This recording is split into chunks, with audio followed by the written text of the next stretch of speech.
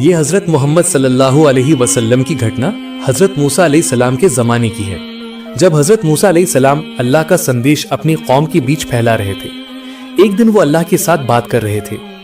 हारिसा नाम का एक सांप तब तूर पहाड़ के पास था। उसी समय महान अल्लाह ताला ने हजरत मूसा अलैहि सलाम से कहा, ए मूसा सुन लो, मैंने तुम्हें पसंद किया है और तुम्हें जैसे भेजा है वैसे ही मैं तुम्हारे बाद भी कई नबी और रसूल भेजूंगा, लेकिन आखिरी दौर में मैं एक नबी भेजूंगा जिसका नाम अहमद होगा। तब मूसा अलैहि सलाम ने अल्लाह रब्बुल आलमीन से पूछा, या रब्बुल आलमीन, आपका वो नबी और उनके उम्मत अनुयायी कैसे होंगे? तब महान अल्लाह रब्बुल आलमीन ने फरमाया, वो दया और करुणा का स्रोत होगा। वो केवल इंसानों के लिए ही नहीं बल्कि जिन जाति और तमाम सृष्टि के लिए रहमत कृपा होगा। उसके उम्मत अमल कम करेंगे लेकिन अमल के मुकाबले में उन्हें सवाब पुण्य ज्यादा मिलेगा। वो मेरी आखिरी वाणी पवित्र कुरानुल करीम लेकर आएगा। और महान अल्लाह रब्बुल आलमीन ने यह भी कहा, जो उस नबी पर ईमान लाएगा उसे मैं मुक्ति दूंगा, जो उसे मोहब्बत करेगा उस व्यक्ति को भी मैं मुक्ति दूंगा। चुपके चुपके इस महान बातचीत को सुनकर हारिसा साहब के दिल में एक उम्मीद की किरण जागी। वो मन ही मन सोचने लगा, जिस नबी से महान अल्लाह रब्बुल आलमीन इतना प्यार करते हैं, अगर मैं उस नबी के मुख से माफी की दुआ मांग सकूं तो यकीनन महान अल्लाह रब्बुल आलमीन मुझे माफ कर सकते हैं। अगले दिन सुबह हारिसा साहब की मुलाकात मूसा अलैहि सलाम से हुई। उस हारिसा साहब ने तब हजरत मूसा अलैहि सलाम से कहा, ए मूसा अलैहि सलाम, मैं हारिसा बोल रहा हूँ, मैं एक सांप हूँ, आप पीछे मुड़कर मेहरबानी करके नीचे देखिए। तब मूसा अलैहि सलाम चलना बंद करके खड़े हो गए और उन्होंने पीछे मुड़कर नीचे देखा। तब उन्होंने पाया कि वो हारिसा साहब उन्हें बुला रहा है। तब वो हारिसा साहब धीरे आवाज में कहने लगा, या रसूल अल्लाह, ए अल्लाह के नबी, मैं आपके पास एक गुजारिश लेकर आया हूँ। मैंने सुना है कि आखिरी दौर में एक नबी आएंगे, उनका नाम अहमद होगा और वो दुनिया के आखिरी नबी होंगे। ए मूसा अलैहि सलाम, अल्लाह के नबी, मैं उनकी सोहबत हासिल करना चाहता हूँ। आप मेहरबानी करके महान अल्लाह रब्बुल आलमीन से मेरी हयात उम्र लंबी करने के लिए थोड़ी दुआ कीजिए। मैं चाहता हूँ कि मैं उस नबी के जमाने तक जिंदा रह सकूं और उनकी सोहबत हासिल कर सकूं। तब मूसा अलैहि सलाम ने सांप की कराहट सुनकर महान अल्लाह रब्बुल आलमीन से प्रार्थना की और तुरंत ही अल्लाह ने दुआ कबूल कर ली और सांप से कहा, ए हारिसा, तुम अमुक जंगल में जाओ और उस नबी के जमाने तक तुम वहीं रहोगे। तुम आज रात ही सो जाओगे। अल्लाह की रहमत से तुम उनके जमाने तक जिंदा रहोगे और सोए हुए ही रहोगे। याद रखना, जिस जमाने में तुम्हारी नींद टूटेगी वही जमाना आखिरी नबी यानी नबी अहमद का जमाना होगा। तब वो हारिसा साहब मूसा नबी के कहे अनुसार ही उस जंगल में जाकर गुफा के अंदर एक गड्ढे में सो गया। साल पर साल गुजरते गए, दौर बदलते गए, राजा बदलते गए। मूसा अलैहि सलाम का जमाना भी चला गया। उसके बाद कई नबी आए और वे भी चले गए। एक समय पर हजरत मोहम्मद सल्लल्लाहु अलैहि वसल्लम का जन्म हुआ और वो धीरे धीरे बड़े होते गए। उनके बचपन किशोर अवस्था से गुजरकर उन्होंने जवानी की उम्र में नबूवत प्राप्त की। ठीक उसी समय जंगल की गहराई में स्थित उस टीले यानी छोटी पहाड़ी के अंदर हारिसा नाम के सोए हुए सांप की नींद टूट गई। ऐसा लग रहा था जैसे किसी ने उसे जगाया हो। उसका दिल भर आया। उसके अंतर्मन में एक अजीब एहसास जाग उठा कि उनके प्यारे नबी हजरत मोहम्मद सल्लल्लाहु अलैहि वसल्लम इस दुनिया में तशरीफ आ चुके हैं। लेकिन वो नहीं जानता कि जान से प्यारे रसूल अल्लाह सल्लल्लाहु अलैहि वसल्लम कहाँ रहते हैं। उसे बस इतना पता था उनका जन्म मक्का शहर में होगा। लेकिन हारिसा साहब ने और देर नहीं की। उसने एक लंबी यात्रा का रास्ता शुरू किया। रेगिस्तान की तपती रेत को पार करके पहाड़ की ढलान पर चलता रहा वो हारिसा साहब। इसी तरह करीब 6 महीने गुजर गए। हारिसा साहब अपनी छाती के बल चलकर उस अरब यानी मक्का पहुंच गया। थका हुआ, कमजोर और दुर्बल शरीर लेकर वो एक रात मक्का की गलियों में दाखिल हुआ। वो बस इतना जानता था कि नबीजी सल्लल्लाहु अलैहि वसल्लम यहाँ कहीं हैं, लेकिन किस जगह है, किस घर में है, ये हारिसा साहब नहीं जानता था। उस रात भर नबी करीम सल्लल्लाहु अलैहि वसल्लम को ढूंढते ढूंढते आखिरकार हारिसा साहब बहुत थक गया। वो उस समय अबू जहल के घर के सामने जाकर गिर पड़ा। बिना खाए पिए सफर करते करते हारिसा साहब थक गया था, इसलिए जब वो अबू जहल के घर के सामने पहुंचा तो वो और चल नहीं पाया। तब उसने आराम करने का फैसला किया और वहीं पर वो हारिसा साहब सो गया। अगले दिन सुबह जब अबू जहल घर से बाहर निकला तो उसने देखा कि उसके घर के सामने एक सांप सोया हुआ है। उस सांप को देखकर अबू जहल को बहुत गुस्सा आया। अबू जहल ने तब सांप को खतरा मानकर उसे एक लाठी लेकर मारने की कोशिश की, लेकिन अचानक एक अजीब घटना हुई। अचानक सांप ने अबू जहल को देखकर बोलना शुरू कर दिया और वो अबू जहल को देखकर कहने लगा, ए अल्लाह के बंदे, मुझे मत मारो। मैं विश्व नबी हजरत मोहम्मद सल्लल्लाहु अलैहि वसल्लम से मिलने आया हूँ। मैं मूसा के जमाने में पैदा हुआ था और उनकी दुआ से उम्र पाकर आज भी जिंदा हूँ। मैं हजरत मोहम्मद सल्लल्लाहु अलैहि वसल्लम से मिलकर यहाँ से चला जाऊंगा। मैं तुम्हारा कोई नुकसान करने नहीं आया हूँ, कृपया तुम मेरा कोई नुकसान मत करो। सांप को बात करते देख अबू जहल को बहुत आश्चर्य हुआ, लेकिन मोहम्मद का नाम सुनकर वो गुस्से से लाल हो गया और आग बबूला होने लगा। उसने चिल्लाकर अपनी पत्नी को आवाज दी, ओ मुजालिदा, तुम कहाँ हो? देखो, मोहम्मद ने मुझे मारने के लिए एक सांप भेजा है। ये एक जादुई सांप है, ये इंसानों की तरह बात भी कर सकता है। उसकी पत्नी घर से बाहर निकली और देखा अबू जहल वाकई सच कह रहा था। सांप बात कर सकता था और मुंह से मोहम्मद नबी का नाम ले रहा था। मुजालिदा एक सच्ची औरत थी। वो भले ही इस्लाम का समर्थन न करती हो, लेकिन इस्लाम के प्रति उचित श्रद्धा रखती थी। लेकिन अबू जहल की वजह से वो मुंह से कभी श्रद्धा व्यक्त भी नहीं कर पाती थी। उस समय उन्होंने अबू जहल को सांप को मारने से मना किया, लेकिन अबू जहल ने उनकी कोई बात नहीं सुनी और गुस्से से भरकर तेज आवाज में कहने लगा, ओ जादुई सांप, तुझे जरूर मोहम्मद ने मुझे मारने के लिए भेजा है। तुझे मेरे हाथ से कोई नहीं बचा सकता। आज मैं तुझे मार ही डालूंगा। ये कहकर वो सांप के शरीर पर चोट करने लगा। तब हारिसा सांप चीखने लगा, लेकिन क्रूर अबू जहल ने उसे मुक्ति नहीं दी। लेकिन सांप ने इतना दर्द सहकर भी कोई हमला नहीं किया। उसने डंक भी नहीं मारा। वो सिर्फ विनती करके कहने लगा, ए अल्लाह के बंदे, मुझे छोड़ दो। मैं तो तुम्हारा कोई नुकसान नहीं करूंगा। मैं सिर्फ हजरत मोहम्मद सल्लल्लाहु अलैहि वसल्लम से मिलकर चला जाऊंगा। लेकिन क्रूर अबू जहल ने उसकी कोई बात नहीं सुनी। सांप को एक समय पर मारते मारते अधमरा करके एक पिंजरे में कैद कर दिया। पिंजरे में कैद रहते हुए सांप रोने लगा और महान अल्लाह रब्बुल आलमीन से दर्द भरी आवाज में पुकारने लगा। तब वो हारिसा सांप अल्लाह से कहता है, ए अल्लाह रब्बुल आलमीन, आप मुझे मौत दे दीजिए, मुझे कोई अफसोस नहीं है, लेकिन मरने से पहले एक बार तो मैं आपके हबीब प्रियतम से मिलना चाहता हूँ। रात के समय अबू जहल के घर में दीपक बुझने को था। मुजालिदा ने कांपती आवाज में अबू जहल से तब कहा, ए उमर इब्ने हिशाम, अबू जहल का असली नाम, आप इस सांप का क्या करना चाहते हैं? इसने तो आपका कोई नुकसान नहीं किया। आपने इसे इतना मारा, फिर भी तो ये आप पर कोई हमला करने नहीं आया। आप इसे छोड़ भी तो सकते थे। मुजालिदा की ये बात सुनकर क्रूर अबू जहल बहुत नाराज हो गया। उसने तुरंत उसके गाल पर एक थप्पड़ मारा और तब मुजालिदा से कहा, पागल हो गई हो तुम? इसने मोहम्मद का नाम लिया है। जरूर मोहम्मद ने इसे जादू करके भेजा है, इसलिए सांप होकर ये बात कर सकता है और मैं इसे कभी नहीं छोड़ूंगा। मैं इसका बदला जरूर लूंगा। इसी तरह बहस करते करते वे एक समय पर सो गए।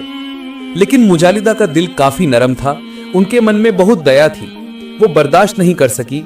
गहरी रात में वो घर से बाहर निकली उस सांप को आजाद करने की उम्मीद में।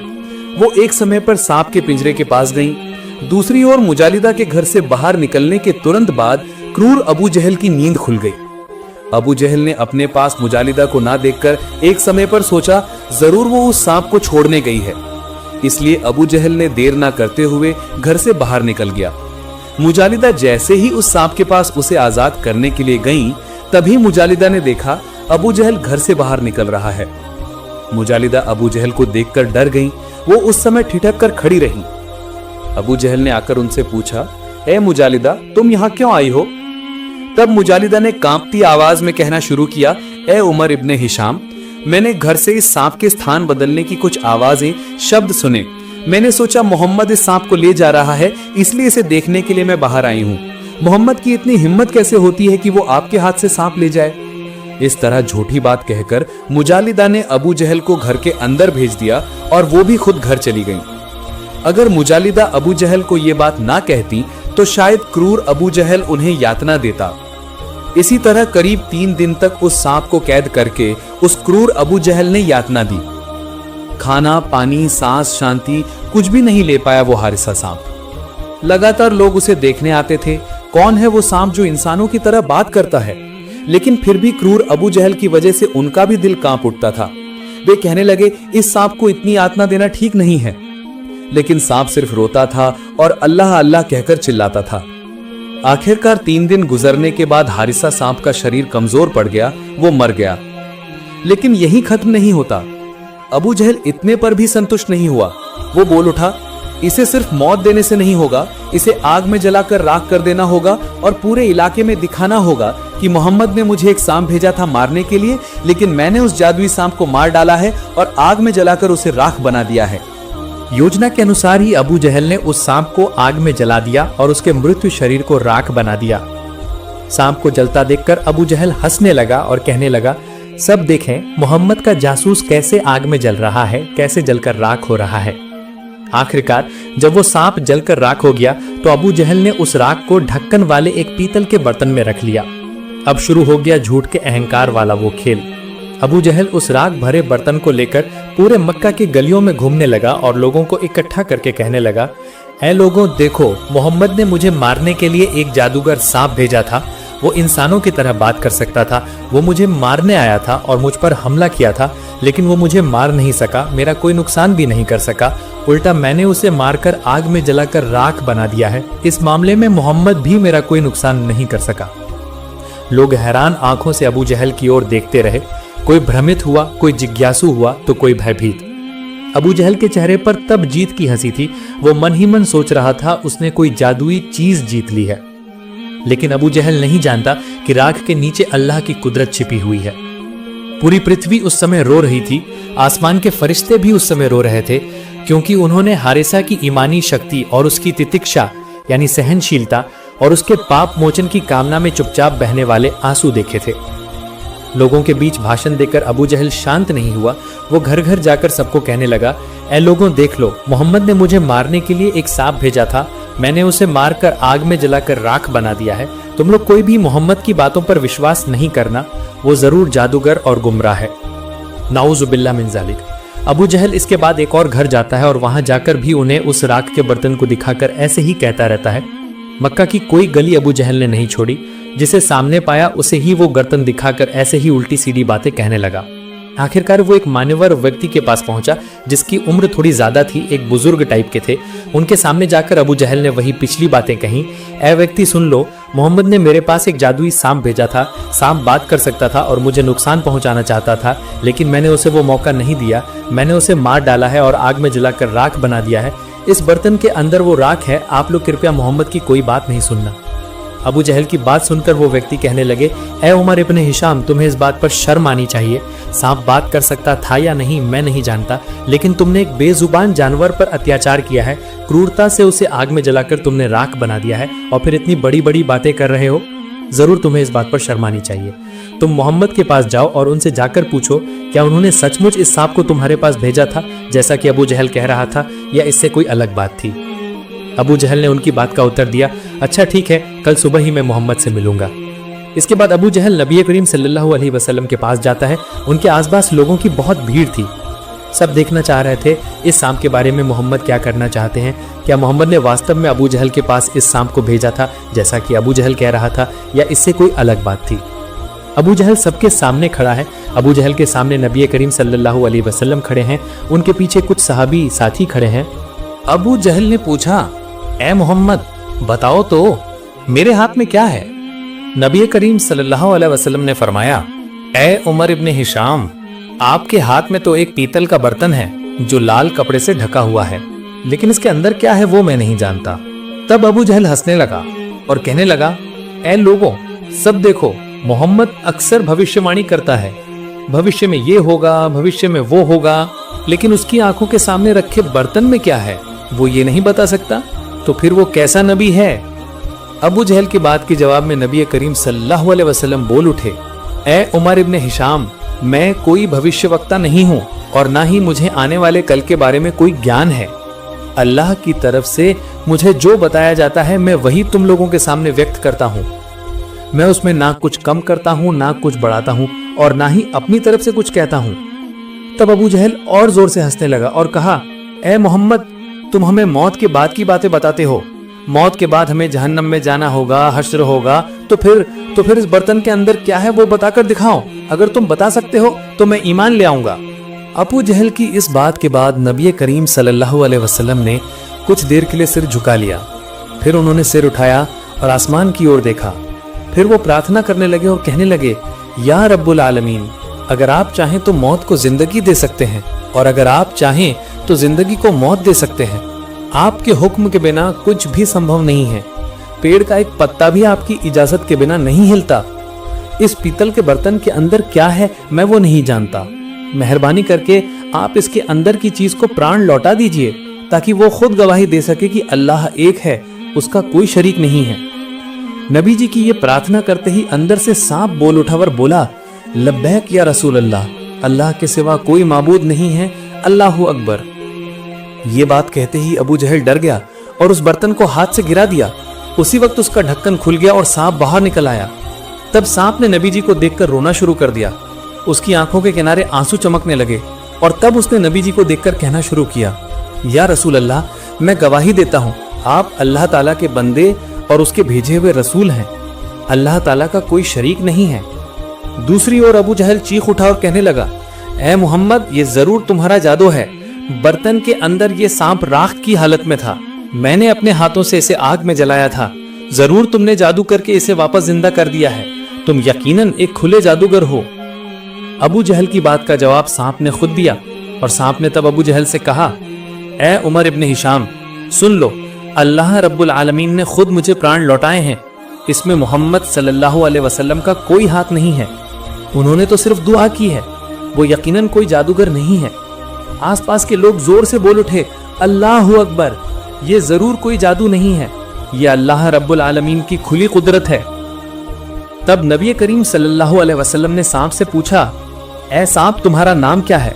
तुम कहां से आए हो और मेरे पास तुम क्यों आए हो? तब सांप ने एक एक करके सब कुछ बताया। या रसूल अल्लाह, मेरा नाम हारिसा है। मैंने हजरत मूसा अलैहिस्सलाम के जमाने में जन्म लिया था। या रसूल अल्लाह, मेरी दिली ख्वाहिश थी कि मैं आपकी सोहबत पाऊंगा और आपसे मेरे लिए मगफिरत की दुआ कराऊंगा। इसलिए मैंने हजरत मूसा अलैहिस्सलाम से उम्र लंबी करने की दुआ मांगी और जब उन्होंने अल्लाह से दुआ की तो अल्लाह ने मेरी उम्र लंबी कर दी। मैं उनके ज़माने से आपके ज़माने तक सोया हुआ था, लेकिन मक्का में मुझे नहीं पता था आप कहाँ रहते हैं, जिसके लिए मक्का आकर मैं बहुत घूमा। आखिरकार मैं थक गया और इस आदमी के घर के सामने सो गया। इस आदमी ने जब ही मुझे देखा वो मुझे तब मारने आया, लेकिन मैंने उसे मना किया। मैंने उससे माफ़ी मांगी, लेकिन उसने जब ही मेरे मुंह से आपका नाम सुना वो मुझ पर हमलावर हो गया। मुझे बहुत चोट पहुंचाता रहा, बहुत अत्याचार करता रहा, मुझे पिंजरे में भी कैद कर दिया। मैंने उससे बार बार कहा मुझे छोड़ दे, बहुत विनती भी की, लेकिन उसने मुझे तब नहीं छोड़ा। आखिरकार उसने मुझे मारकर आग में जलाकर राख बना दिया। या रसूल अल्लाह, मैंने तब भी उसका कोई नुकसान नहीं किया था, लेकिन अब चूंकि दूसरी बार मुझे मौका मिला है, अब ये मौका मैं हाथ से नहीं जाने दूंगा। अब मैं उसे नहीं छोड़ूंगा, मैं उसे खत्म कर दूंगा। ये कहकर हारिसा सांप अबू जहल की ओर लपका उसे डसने के लिए।